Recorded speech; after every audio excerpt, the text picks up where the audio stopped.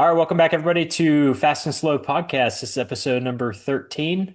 Nate and I are in the garage again, and I think today's episode is going to be pretty fun.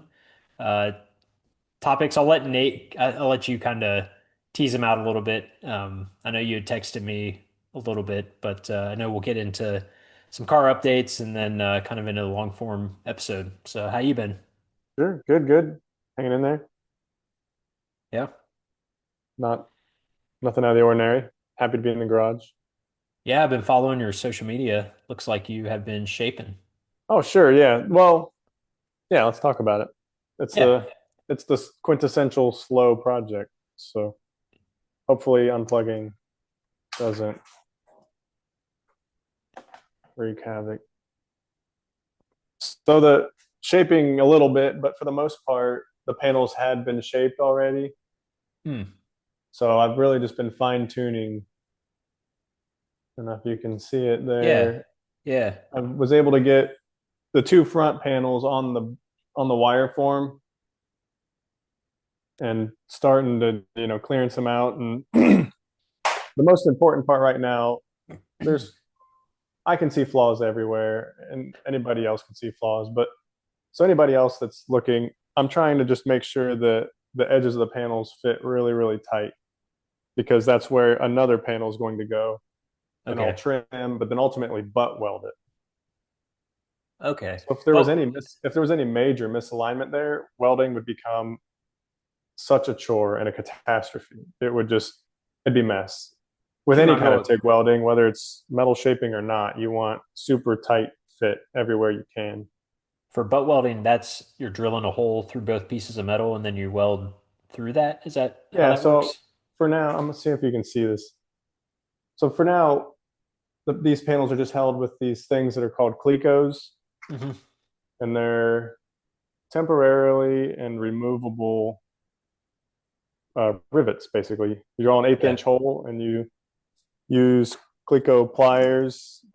If I can, well, special pliers that you stick them through the hole and they grab both panels and it's a temporary rivet. So Hmm. ultimately, sure, those holes will be welded up and all that. But at this stage, since these two panels overlap and they're held together with a cleco, I'll scribe a line down the panel and I'll Hmm. trim on that line. I'll cut that panel to match the edge. Yeah. And then I'll probably, typically I made these. So I'll use two more clecos to hold the edges of the panel together Okay. and start the process of welding it up. So it's progress. It's a big step forward, but still Yeah. slow progress. When you're what's the word I'm looking for? Shaping the metal, does it because it looks like you have polished it. Does the English Oh, wheel do some polishing for that, I'm or do proud of you? this one. Yeah, is that a product of the English wheel? Yes. Okay. So in this case, I've taken the extra step and uh, polished the top wheel, and a little bit to the bottom wheel. The bottom wheel needs a little more, but the top wheel is definitely as polished as I can get it. Hmm. Um, and it to me that was a big leap for me. What that does, it might come off as a little bit showy to have like a polished panel. I'm not going to leave it polished. I'm ultimately going to give it a more dull appearance as I kind of metal finish it. Okay. But at least for now, it's kind of cool when it's polished because it really helps you see any flaws as you're like shaping everything out. If there's any like super waves or big old dents or something like that, Hmm. it's going to stick out like a sore thumb if it's got that kind of polished look. Yeah. And it also helps you kind of see in the very beginning, the early stages, it helps you see kind of what you've shaped. It leaves tracks, for lack of a better word. You can Okay. see where you've been as you crisscross over the panel. Yeah. So it's got some utility having the wheels polished. There's plenty of people on Instagram that they'll finish out a whole car like that. Hmm. They'll do the whole thing on the English wheel and they can achieve perfection seemingly with the English wheel alone. Those super envious of those people. There's other people that will, as you finish it out and kind of hammer out all the flaws, eventually you'll diminish that appearance. Hmm. Either like, so what I had done over here was use sandpaper on like a rigid piece of wood Hmm. to highlight any high spots that I had. Obviously, the sandpaper would hit the highs and Yeah. not the lows, and then you can see all the waves you've actually got. Hmm. So I'll probably do something similar on this, and that process naturally, obviously, gets rid of the shiny. Yeah. Yeah. So there's plenty of people that go back and then actually polish it, Sure. So, and it's for that reason. You can't hide anything on a polished panel. If you want to know, is it really that smooth? What's a mirror? Yeah, mhm. you would see it if it was flawed. Yeah. But I guess I don't understand how the polished wheel transfers to the metal that you're shaping in a polished fashion. Like well, how does it polish? You know what I mean? I guess oh, I so don't. all you're doing really, and I think I've even got it. You're just squeezing the metal between that gap between Mhm. the upper wheel and the lower, what's called an anvil. Okay. So you're squeezing the metal between those two, and it just naturally it's like a stamp. It just naturally transfers the smooth surface of the upper wheel onto the panel in kind of a linear way. Okay. So let me follow my train of thought here and tell me if I'm accurate. When you're sanding, or sorry, when you're polishing metal with some sort of grit, whether it's like a liquid polish or an actual piece of sandpaper, you are smoothing out the imperfections of the metal. And so is the school of thought there that you are pressing the metal with something that is literally taking the imperfections of that metal away as you're shaping it? Yeah. So like Okay. if you were to take a polisher to a piece of metal, you're at that point you're kind of like rubbing all the scratches, not physically removing material. I think by the time you're polishing, you're not actually removing material per Hmm. se as much as you're just grabbing the edges of all those scratches and working them out. You may be removing some material. Yeah, not much. Whereas on this, you're literally just, squeezing that imprint. So for example, I can tell you I have to stop every now and then and take acetone or alcohol and wipe off the wheel because it's I almost could find here. Here's a test piece I did just to get back onto it, and I don't know if you're going to be able to see it. Maybe not, but a piece of dirt got stuck on the wheel, Oh, and I can see that piece of dirt yeah. imprinted all the way back and forth Uh-huh. across the. So I saw it a little too late, and I was like, "Well, crap!" So I got to stop and clean the wheel. There's dirt on it somewhere, Hmm. but that imperfection on the wheel transferred to the panel over and over and over again, all Wow. the way back and forth as I went, Yeah. Yeah. which is super frustrating if you zone out and then realize it later. But True. No, that's cool. I didn't know any of that. So, yeah, I'm obsessed with it. It's super fun.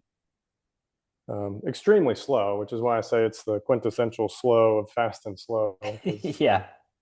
but it's been a while. I was looking for a reason to get. Obviously, I've been trying to finish the pedal car or get progress on it, but most of the major shaping in the panels is done. So Hmm.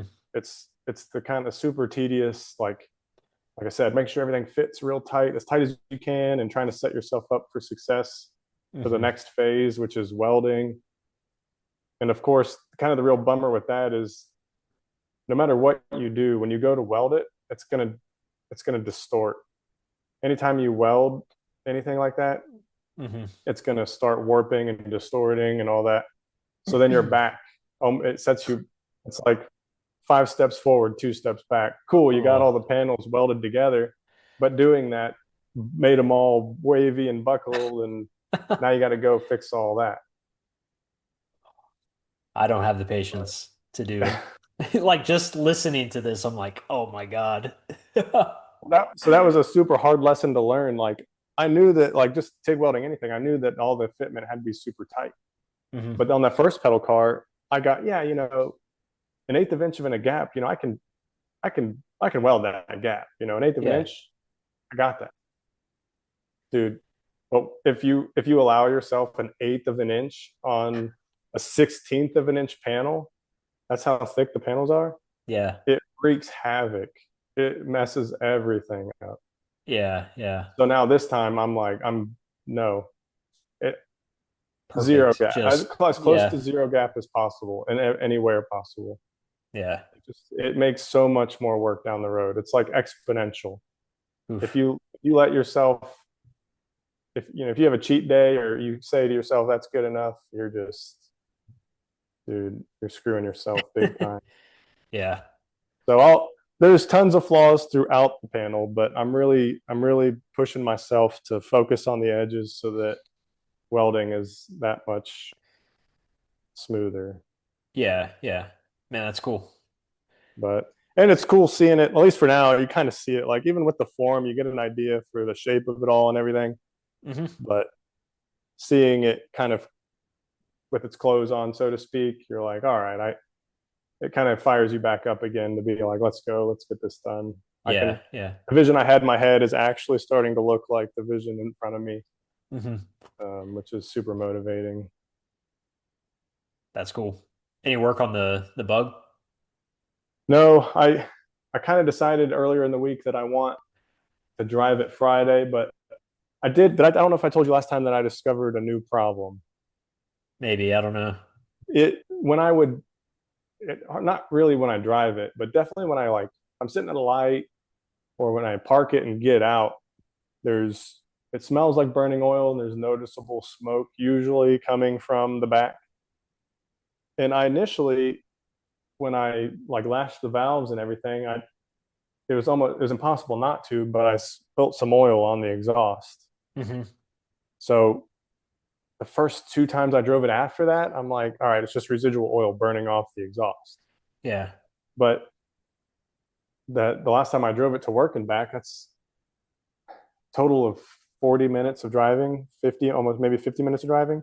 That should have all And then burned when I off. got back home and it's still smoking, Yeah. I'm like, that's not residual oil. That's It's over an gotta, hour of driving since I've lashed the valves. It shouldn't be residual oil burning off the yeah. Is what that a I'm good? what I'm very confident that I did was I bought nice rubber seals for the valve covers. Hmm. I'm I'm almost positive they moved when I put them on, and now it's actually probably oil dripping, albeit slowly, Yeah. Yeah. off of the off whatever the valve covers are probably leaking onto the exhaust Yeah. and Do they smoking. s- do they sell like core frame or metal framed like Velcro gaskets that are These sturdier, I guess? they I had bought some nice rubber, like pretty decently thick rubber ones, Okay. Yeah. and they to me they look stout enough to be like what I would call reusable. And I guess I'm gonna try and do that, reuse them if I didn't like gouge one or Yeah. didn't leave some wicked imprint on it wherever it is dislocated. But Yeah, maybe you could just run like a small bead of RTV just to tack it, get it yeah, tacky enough to stay in place. and that's what people reading now. I done a little research. At once I was like, ah, crap, I think I know what I did. Yeah. And sure enough, most people do that. They'll either RTV one whole side, like on the valve cover, the Hmm. stick, or I'm gonna really avoid putting RTV on the cylinder head side, Yeah. just because I don't want to have to scrape it off if I do, the next time I do it. Been there. But Yeah. They make gasket glue, but it's so messy. I'd much rather have just a really fine, piece of RTV or a bead of yeah, RTV. Um, yeah, it this well, thing it's got a valve cover gasket leak it the way it like channels the oil that's coming out of the valve cover doesn't touch anything. It just like finds the path of least resistance and it doesn't touch a mm, header. It doesn't touch really anything that I'd be worried about, yeah. catching fire, and it doesn't Yeah. like puddle. It's very, very small, and it's like, man, it's like the one thing, to have a car that doesn't leak at all. I could fix Yeah. it, but it's like pulling, pulling the valve cover off, and I think also the intake china wall, like the RTV bead that you put in the backside of the Yeah. intake. Yeah. I think it's leaking a little from there too, and I'm just like, Yeah. it's not enough to take it all apart. Yeah. I don't, yeah. I mean, this thing leaks oil from, I mean, more than I would care to see, but whatever, it's a classic. So you kind of deal with it. And I've got Yeah, obviously all kinds of catch pans and everything underneath it. So it's never going to cause a problem. yeah, But it leaks. I did, when I changed the oil, I replaced all the gaskets and like crush washers around. It's, it's, it's an oil filter. It's really just a screen on the mm, bottom of the sump. But the way they did it is new to me. If you're a VW person, then this is all old news. But I replaced it with like OEM style cork, everything, yeah, thinking, yep, this will do it, and it leaks just the same. And yeah. it's Corks a are, drip. eh, It's probably a drop a day, but eh, I don't care. It's who an old cares? car, Yeah, it's how you know it's older full. car. It's not that old. Yeah, I don't. I certainly don't mind it. I guess if I were going to park it, you know, at someone's house who I thought might care, but I'm never going to park it anywhere overnight or anything like that. No, no, Yeah. shouldn't be an issue. I couldn't care less about oil leaks unless it's causing a small smoke show when I park it. And that's why I got the new engine because I was Yeah. so tired of the oil leaking on the header, or actually it leaked on the flywheel that slung it on the header that caused smoke. Ah, be damned. Is that what I'm going to be dealing with when I get around to? Well, no, because you'll be able to change the oil pan with Oh, gravity helping you rather than gravity, you fighting gravity. that's So right. I remember you telling me that now. it's a pain in the ass, dude. I guarantee you will have no problems if you put the oil pan on without the engine in the Without an engine car. in the car. Yeah, yeah. That's So that's something we need to talk about. I feel kind of like a dirt bag. It's still here. I still got it. you I feel like a still dirtbag, dude. I still love it. I still I, love it. I have some Go Fast goodies for it that I had yeah. bought So basically. uh it was a total impulse buy, really. yeah, you're The uh, mechanical fuel injection, the Hillborn, yeah, Hillborns, yeah. real So real stuff, real good stuff. And I yeah, I I haven't done anything with it. And I honestly let's I don't have any real plans for it. let's back this story up just for the listeners so they understand what we're talking about. So back in 2022, like spring 22, I bought the blueprint engine for the Camaro, and my wife and I were like, oh man, 2.5 weeks away from moving, which, dude, looking back on it now, I don't, I have no idea what I was thinking. I literally bought a new engine a month before I moved, put it in 2 weeks before I left, and assumed that there was going to be nothing that went wrong, that I would be able to get this thing going and put it on a trailer and drive to Georgia. We were in Nebraska at the time. So anyway, I was like, well, shit, I got this engine that the movers aren't going to take. I really don't want to just put it in the back of my truck and like lug it with me to my next assignment. But it also has like sentimental value because it's the engine my dad and I built. Yeah.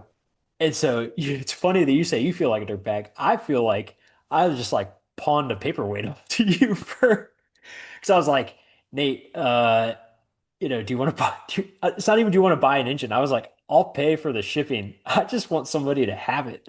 Yeah. Like, The well, yeah, I didn't want it to disappear. I mean, if it became one of those things where it was going to go to a stranger, I was like, the amount of money we're talking about was like, it was a no-brainer. yeah, it was like $250 for them Yeah. to ship it. And So even you caught me in a moment of weakness because the at that point it was one of those things where it's like, all right, I consider myself a car guy, and I love telling about people how I work on cars and things like that. And I just honestly don't have anything to show for it. Like, oh, cool. You got any projects? No, no projects. Oh, you got like a classic car or anything? No, no classic No. cars or anything. I just really love cars. Like, so it was one of those things. It was like, this is it. It's a known good engine.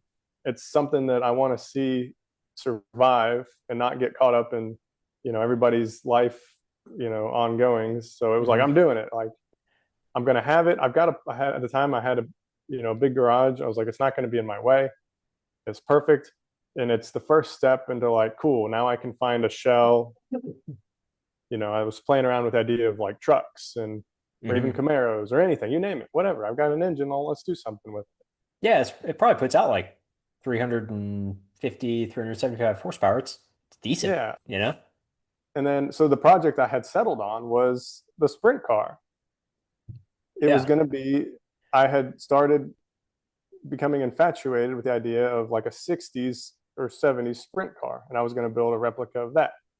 Big tires, Hillborn stack injection out the hood, probably no cage, that kind of time frame. Probably the time frame Hmm. right before they put cages on them or Yeah. forced to put cages on them. Like real, it was going to be rowdy. Like, Yeah. I was daydreaming of this thing was going to be rowdy.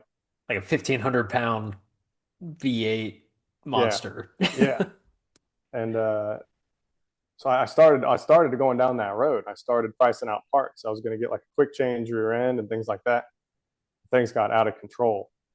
And I was going to kind of use similar plans that I had and do like maybe a hybrid.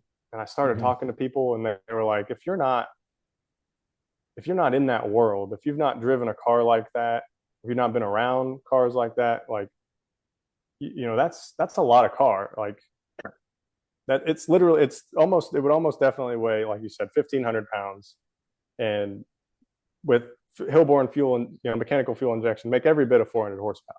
Yeah. Yeah. They were like, and people I talked to were like, just your interest is to build. You want to build something. Like they could, some of my confidants could tell. Like you just want to get out there and build something.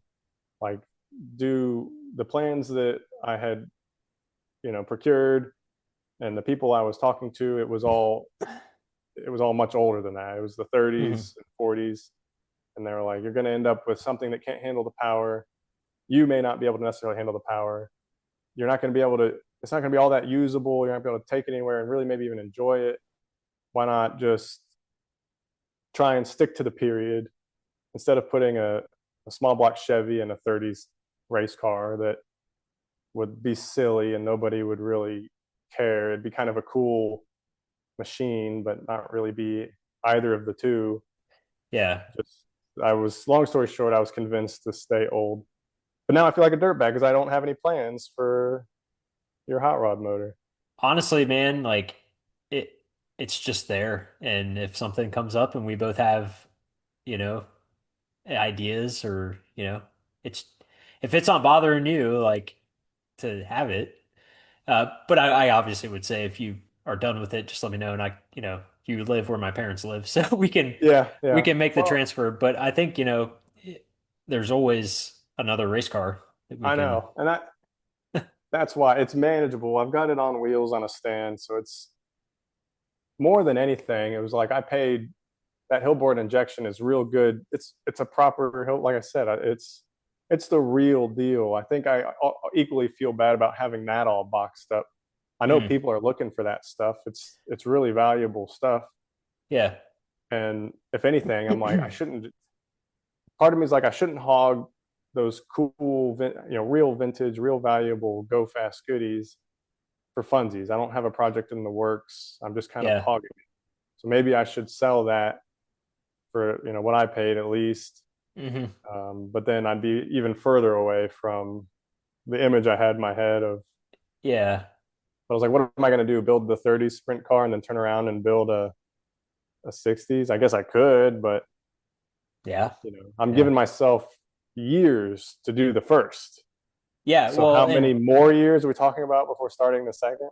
it's fine. And if the engine makes its way back to my garage eventually, and you know, that this Air Force train, it'll stop soon, in the next Yeah. half decade. So Yeah. I'm not worried about it if you're not worried about it. So I'm not worried about it other yeah, than, yeah.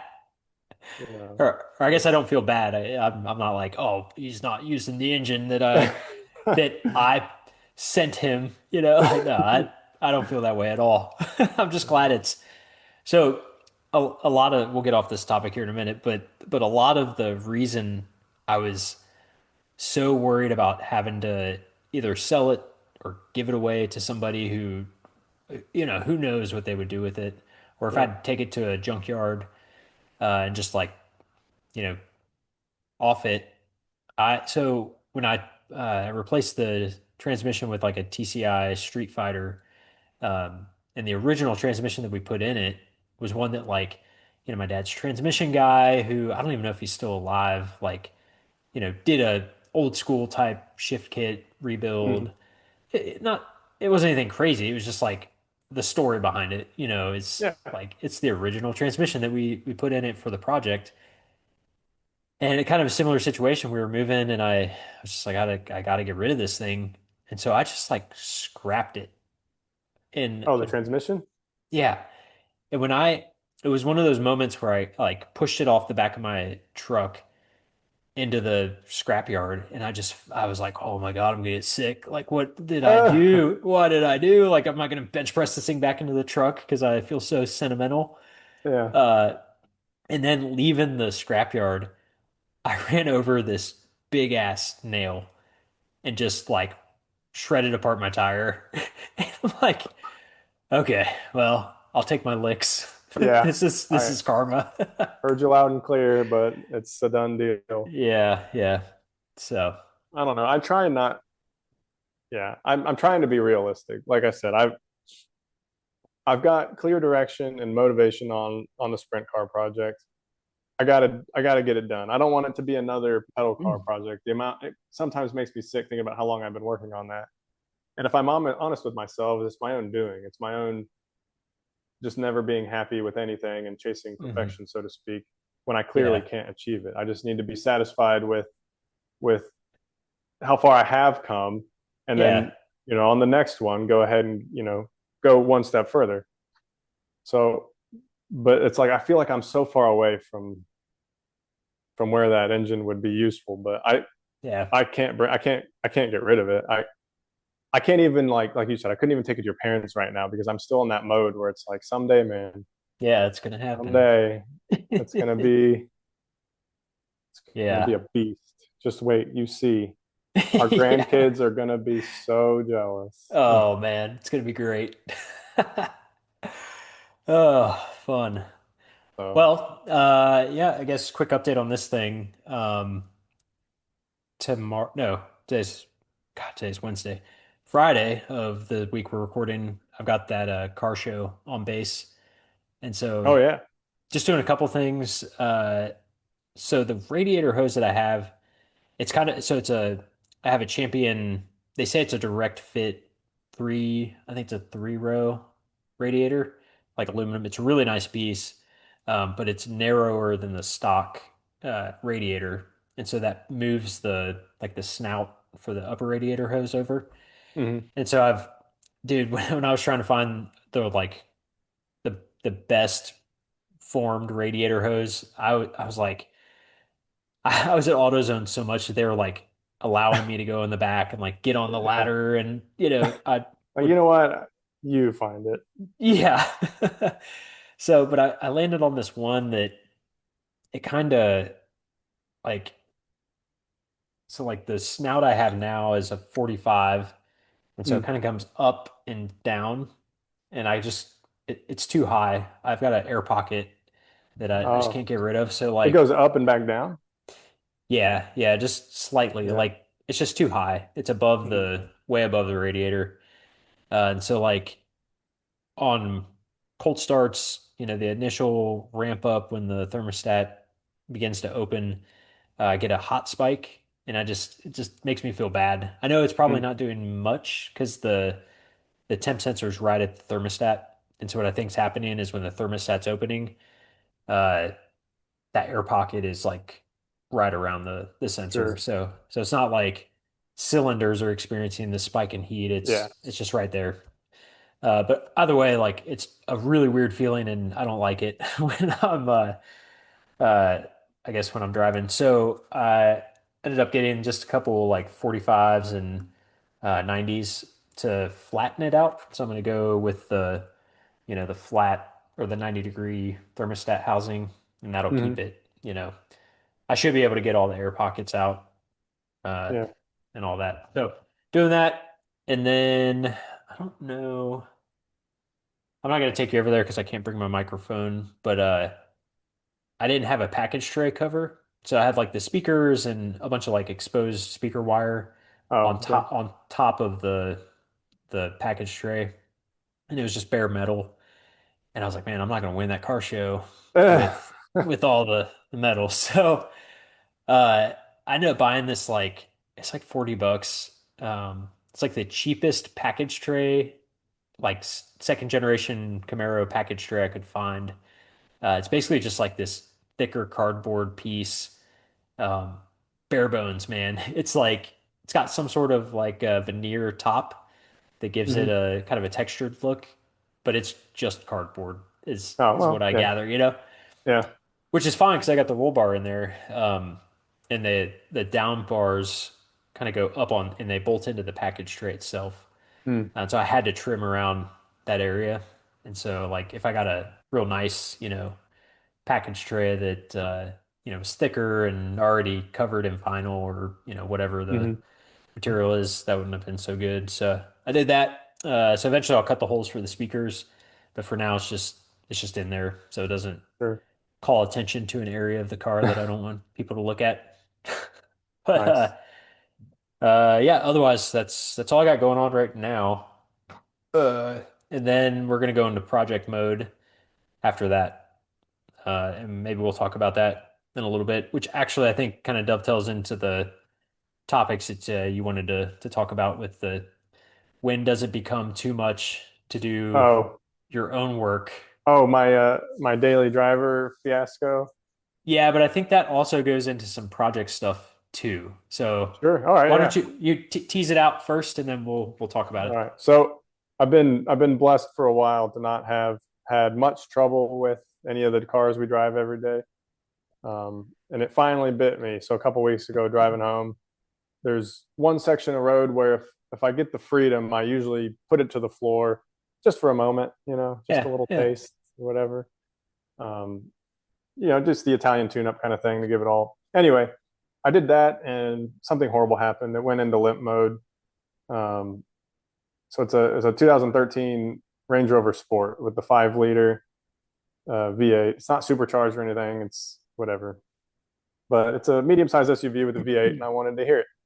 So I usually give it some gas at this one spot every time, and it did not like it. Went into limp mode uh, to the point it started with limp mode, and I said, "Well, that's a bummer." So I immediately ducked off into some side streets, and then it got super grumpy. I could hardly keep it running, so truly limped it home. Parked it. Had something to do that night, so I couldn't really look at it. Long story short, it was the high pressure fuel pumps.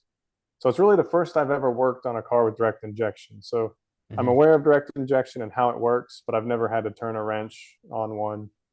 Um, so these are the pumps that are bolted to the block of the engine. They're cam driven. They've got their own cam off of the crank. Hmm. Um, Realistically, not a bad. It wasn't that hard. Getting to it was the hard part. Yeah, I The saw you had like the fender wells out to try Yeah, I to. had to take once you got the wheel off and the fender wells out and the alternator removed and that. Oh, you had plenty of room, like whatever. But to have to do that on a car that like you count on, and then I had to order the parts. So unfortunately, I couldn't go to AutoZone and get it. I ordered them. I wanted the Bosch unit. I wanted the real Hmm. deal, so I bought those from a source online. Paid to have them rushed to me. So all in all, the car was down for a week, and it took me the last 3 evenings of that to do it. So I probably across 3 nights after work, I probably spent 10 hours on it. I'm not a professional mechanic, and probably spent equal time swearing as I did wrenching. Yeah. Um, and at one point, I'm laying under there, and I'm like, this isn't fun. I'm just going to say it. I'm going to say it. I'm not Yeah. having fun right now. This is not fun. This is a chore and I don't like it. Uh, and it begged the question, at what point do, and that's why I was like, I want to know, how do you feel? Is doing maintenance on a car you drive every day fun to you? At what point do you not have fun anymore? Yeah. So I look at it as time over fun because I don't know, so kind of not similar, but I do have to do some maintenance on the truck here soon. I got to replace the rear brakes. They were close. They were by spec good enough before I left. And I was Yeah. like, man, I'm towing this trailer, but I also don't want to do this before I leave. So I'm just going to, Yeah. YOLO. And I did it. But it could use rear brakes. And so, that is a maintenance item I need to do. Uh, I I do enjoy working in the garage, and if it's a project that like I'm confident that I can complete and get the car back on the road, Mm-hmm. uh, you know, I'll do it. For me, it's the confidence piece that I will be able to get the car back on the road. I don't view it as like this sucks. I don't like doing this. Example, the it's real dumb design on the Ram washer or yeah, washer fluid reservoir. The pickup in the bottom has this. It, I don't even know if they use any sort of RTV or anything um, to like basically like it's a press fit at the pump the pump to get your power steering or your washer fluid out of the reservoir kind of like presses into the side of the reservoir. And there's like an O-ring, but it doesn't seal very well. And it was just like you'd pour a gallon of washer fluid in and it'd be gone. Like it would just, you Just know, leak out. leak out. It's like over 24 hours you would have none left because it Oh my just leaked. God. Yeah, yeah. It's just like it's insane. So the fix for that is just pull the pump out. That's pressed. It's all plastic. It's just pressed Mm-hmm. in, and just run a little bead of RTV and put Yeah. it back in. But to get to it, you have to pull the entire front plastic bumper. It's like three or four pieces off, and it goes like all the Oh way wow. back to the front wheel well. You got to pull the wheel wells down to get to the bolts, and you're cutting yourself because everything's Yeah. sharp plastic. So that stuff it pisses me off, but like the alternative to that of like, okay, I could be inside sitting on the couch. I try to keep that in mind. Like Yeah. I'm still in the garage, I'm still Yeah. having fun per See, se. I guess what was grinding my gears was I had to, like, to get the car in here, I had to put all this away. I had to Yeah. stop working on, I had to clean up my tools from working on the pedal car. I had to put it away. I had to make sure it Mhm. was safe. And the whole time I'm like, this is time that I could have been and would be much happier spending on the pedal car. So let me ask you Now, this. go ahead. What's your dollar figure to take it to So somebody? my tune changed quite a bit. So those parts weren't those parts weren't cheap. They weren't expensive, but so I spent, oh, and then oxygen sensor too. So between two high pressure fuel pumps and an oxygen sensor and rushed delivery, I spent almost $750. So looking online, the best I could find was a blog post from like 2019 where somebody said that they had the dealer do that work and it was approaching 3,000. So I was like, well, if that's the truth, then I feel a little bit better about it. Yeah, And I I like what would. you said too about the confidence of being able to fix it. If you know for a fact that you can handle this, then good. Mhm. I was only 80% sure when I started tearing this apart that this was going to fix it. It was totally Ooh. within the realm of possibility that it was like the low pressure fuel pump in the tank. So I had spent some time prior to that, like trying to prove or disprove any of those things. And I was fairly confident that, that was what was happening because I could hear the pump prime in the tank, like when I opened the door. Yeah. I was like, well, it's priming, so it's working. Hmm. Eventually, I could get it to idle and stay idling, albeit rough. So I was like, well, if the low pressure pump in the tank was totally shot, surely I wouldn't be getting any fuel at all. I'd be trying to suck these little high pressure pumps Hmm. would be trying to draw fuel all the way from the tank, all the way to the front. Like, I don't know, through the Yeah. strainer and the Way high, stacked probably way vanes of higher the pump. too. And Yeah. no, I wouldn't say way higher, but No? Okay. still, like if it's a seized pump or something, like drawing it through the seized pump and the strainer, and Yeah. I don't Yeah. know. So, but it was Yeah. the same thing. I was like, I'm how much you want to bet I put this thing together and it doesn't, it's still, and that's not fixed. And then Yeah. you're back to the drawing board and trying to figure it out and order more parts. And I had borrowed a car in the meantime to get me to work back and forth. So it was like, Yeah. I mean there was a that's point there where I was just like, this sucks, until I saw, like, well, if it's true, which I don't know mhm. that it's true, but it's within the realm of possibility, you'd be talking about thousands of dollars, not Yeah, I mean you said hundreds it, granted you've not done it before, but you said 10 hours of labor, you know. of mine. Yeah. Yeah, so I mean if you think I'd be curious what it pays. If it pays 5 hours, $120 an hour plus markup on the parts, that Yeah. could Uh, be. uh, a professional Land Rover technician probably could have done that job in, you know, Well, them a doing it half in a day. that time versus what it pays. They're Oh gonna yeah, do they're gonna do what it pays to do it yeah, rather yeah, than a flat rate. yeah. Um, but so for me, less on the daily driver piece. I honestly like my pride and like I work on my cars and I have to do it. Hmm. That kind of like that's kind of gone away a little bit. So if it's a bigger job like that, the $3,000, I don't know how I'd feel about that. So That would hurt. Yeah. there's a limit. I don't know what that limit is. I know 3,000 is probably above that limit, but if it's $1,500 and it saves me 4.5 days plus, you know, time away from hanging out with the family because I'm head down on my phone trying to like Yeah. Watching troubleshoot. YouTube. Yeah, yeah. So to me, it's like, everybody's finances are different, but like there is a number, you know, Hmm. and that's whatever the number is. But no, so like daily driver aside for the Camaro, this is what I wanted to get your opinion on. So I've done most of the work, but it's all been the bolt-on stuff. So like Hmm. if you were to ask me to, get a short block and then put the heads on and time the cam and all that, I I mean, yeah, I know enough I could learn, Yeah. but it's less the know enough I could learn. It's more the cost of the part. If you fuck up and break the part. So, for instance, this thing needs a rear diff.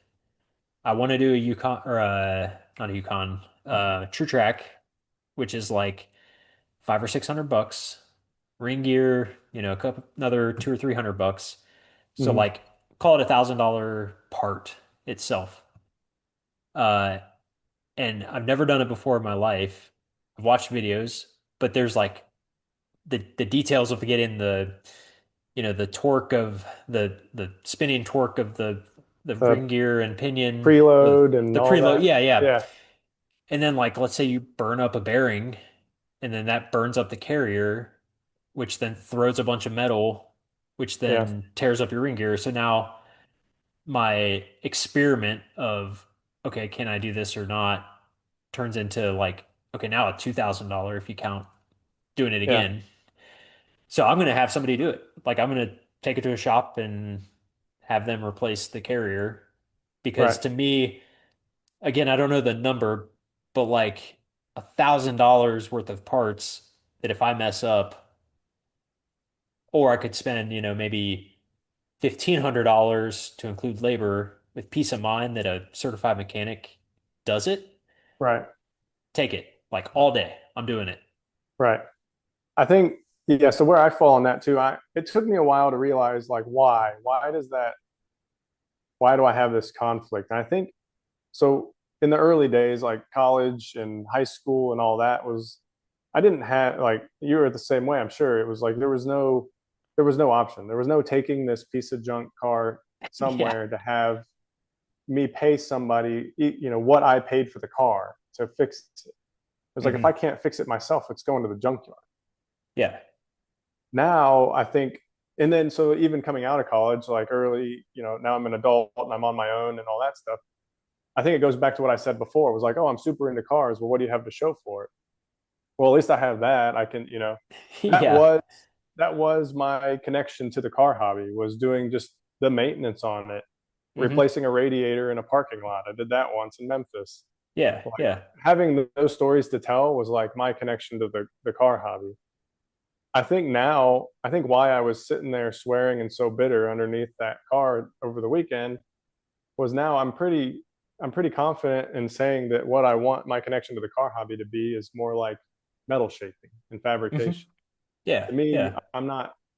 I don't feel like I need to justify myself by fixing my broken daily anymore. I'm hoping that in the near future I have some cool, metal shaping projects and things like that to show people and talk about.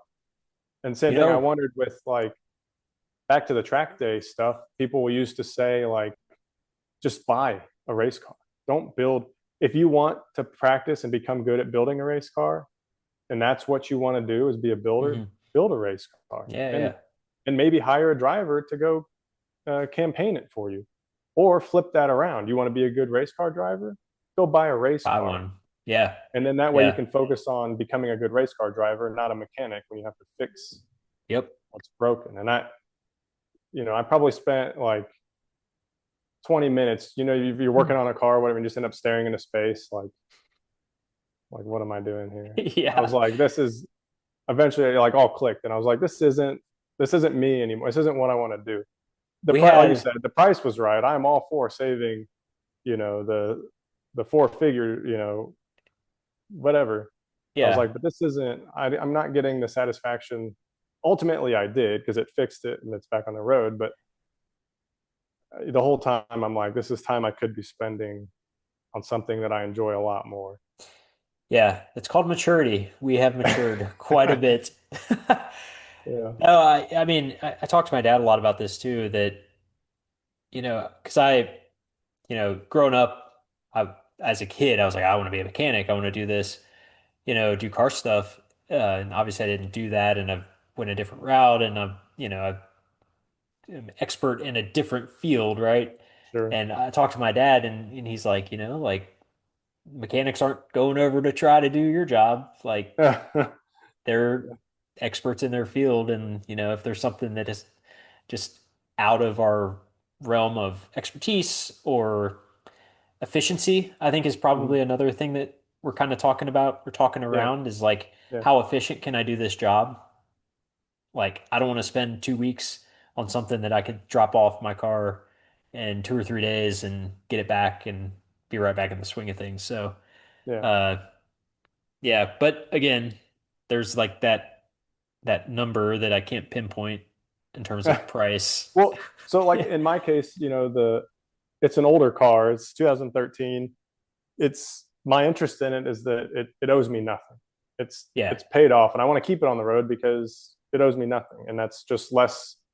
You know, if I have to get rid of that, the way the market's gone now is like, oh my god, the alternative to buying a suitable replacement, you'd be talking about way more than Yeah.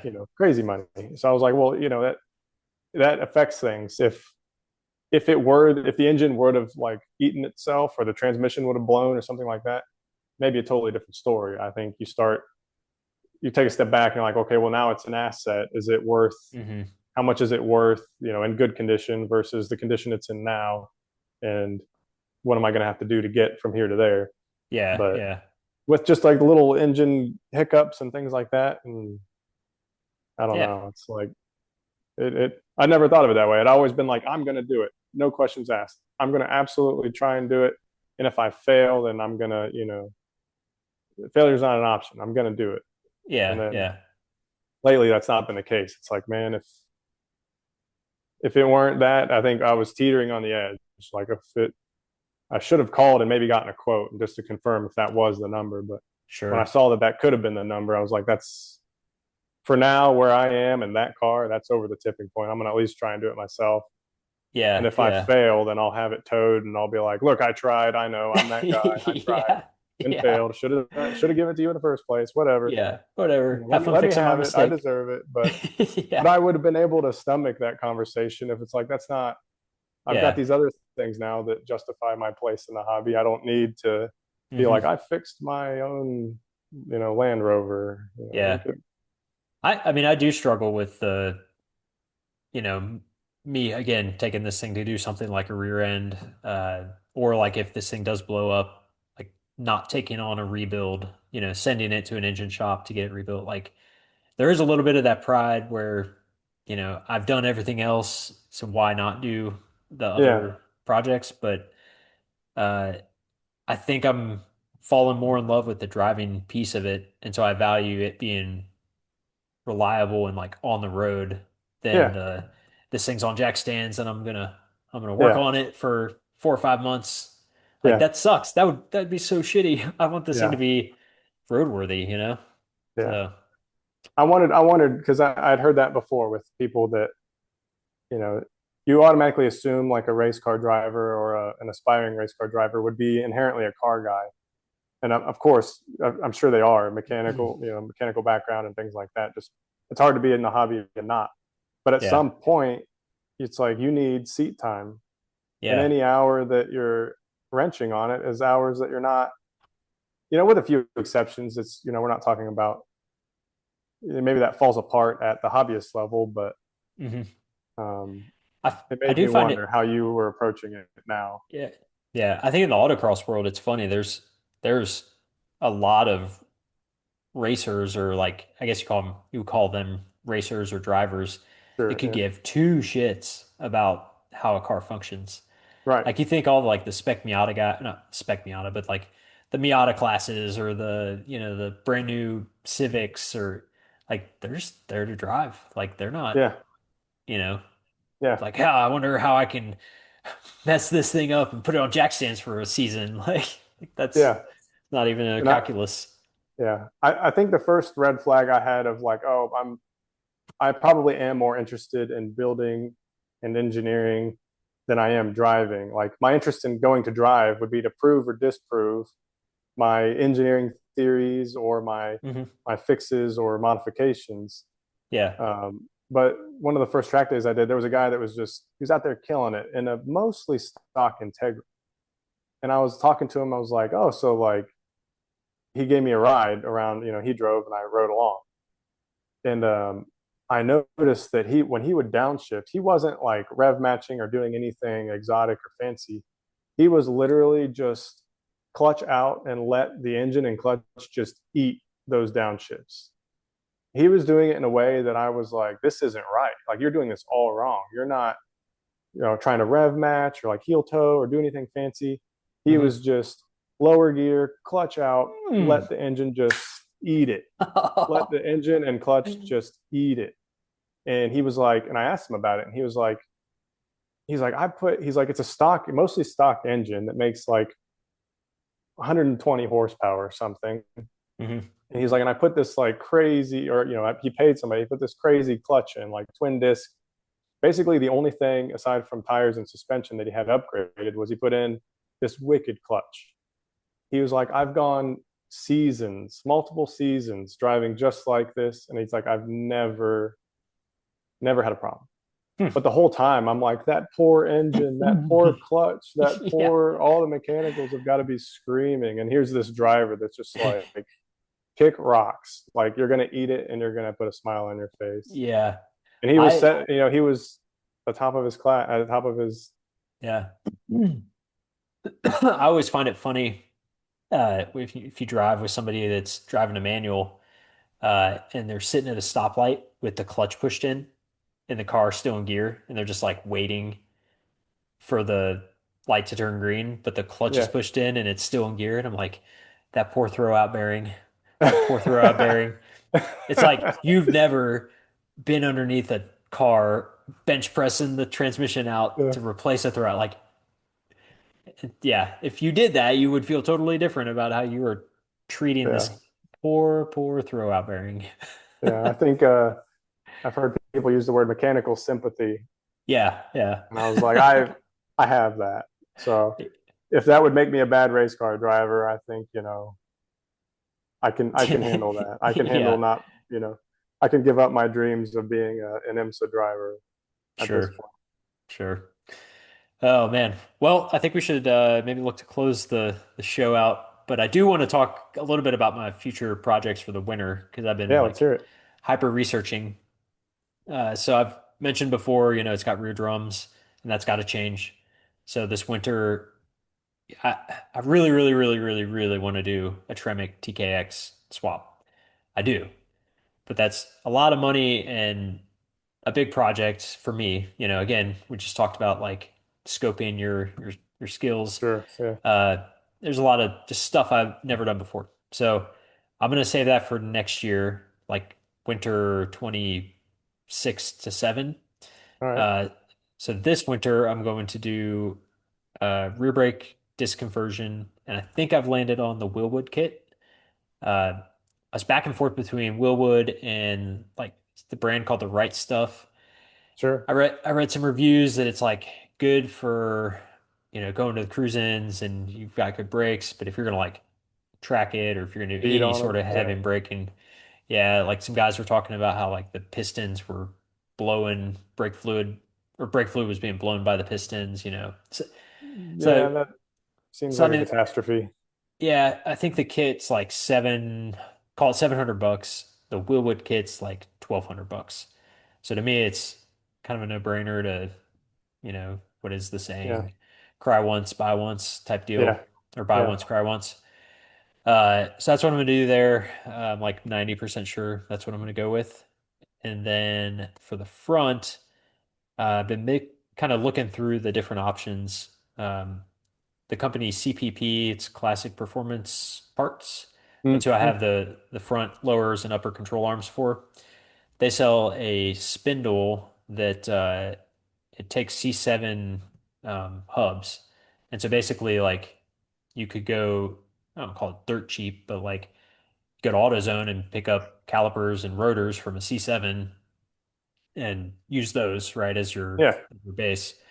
Uh, the only feedback I've seen from that is the spindle itself is it's not necessarily engineered to do a bunch of heavy track stuff, so there's a little bit of flex in it. And so again, there's the Willwood option that's like, Willwood spindles, uh, and then six or is it three piston, six piston? I'm drawing a blank, but big, big, big brakes up front. Sure.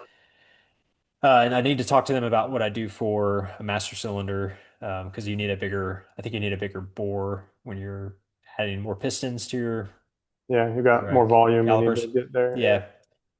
So I know for a fact I'm going to do the rear brake kit this winter.